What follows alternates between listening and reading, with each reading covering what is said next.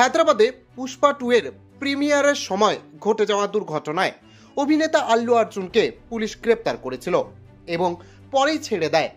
4 December Allu অর্জুনের এক ঝলক দেখতে মানুষের ভিড় হায়দ্রাবাদের সান্ধিয়া থিয়েটারে উপচে পড়ে, যার ফলে 35 বছরের একটি মহিলা ওই ভিড়ের মধ্যে পড়ে মৃত্যু হয়ে যায়। তবে তার ছেলেও গুরুতর আহত হয় ঘটনায়।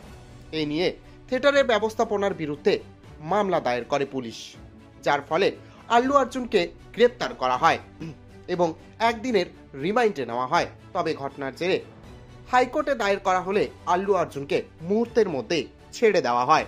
এই পুরো ঘটনা যেন শাহরুখ খানের সাথে মিলে যায়। তবে যাই হোক না কেন, পুষ্পা 2 একের পর এক রেকর্ড ভেঙে চলছে বলিউডের। পুষ্পা ফায়ার নেই ওয়ার্ল্ড ফায়ার হ্যাঁ ডায়লগ যা ইতিমধ্যে কচিকাঁচা থেকে শুরু করে ভারতবর্ষের প্রায় সকলেরই মুখে বসে আছে।